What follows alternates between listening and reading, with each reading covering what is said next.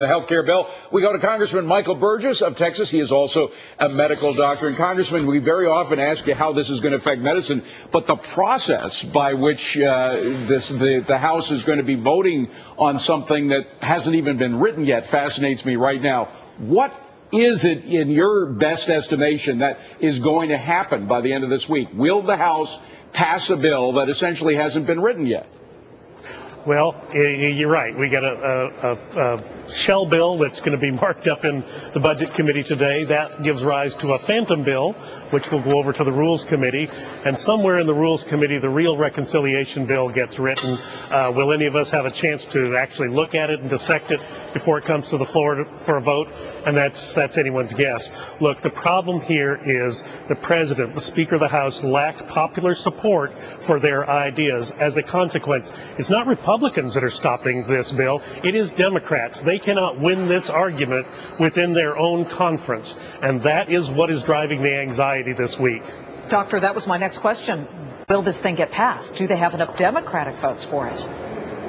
Well, there's a question of institutional courage on each individual Democrat who has either been identified as perhaps changing their vote or wavering where they were before. Interesting article today in the Wall Street Journal from Kellyanne Conway and Heather Higgins that said that this thing is so unpopular across so many demographic constituencies that it's hard to imagine that people could survive. If you'll allow me, I will say when you pose it of do we want health care reform, people say no. However, when you do phrase it of do we need to do something, do we need to bring costs down, many of them actually say yes. So something is definitely needed. Would you agree with that?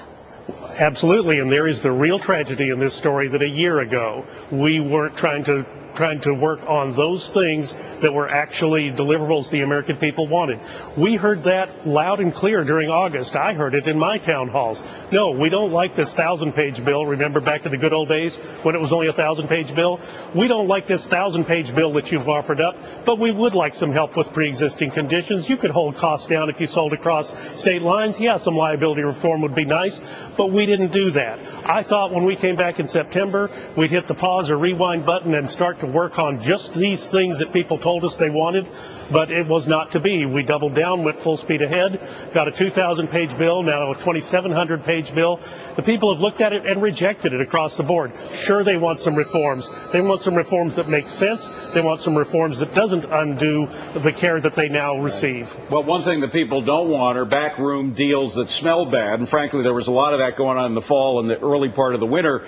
James Clyburn, the congressman who's the whip, he's the guy who's supposed to count the votes for the Democrats, says we don't have enough votes now. What kind of deals do you think are being made now in those same back rooms? I shudder to think of what is going on. You know, we have tried in our committee, in fact, Henry Waxman, my Democratic chairman, signed a letter with Joe Barton, the ranking member, saying there are 6 pieces of information we would like from the White House from last May and June when they sat down and met with the unions and the hospitals and the doctors and the insurance companies. And the deadline for the deliverance of those documents was last Friday. We've only had crickets chirping since then. The White House isn't serious about transparency, and they show that over and over and over again. Well, we will be watching this as we have throughout the entire process. Senator Burgess, you've joined us throughout as well, and we appreciate your perspective, especially not just as a lawmaker, but as a physician. Thank you.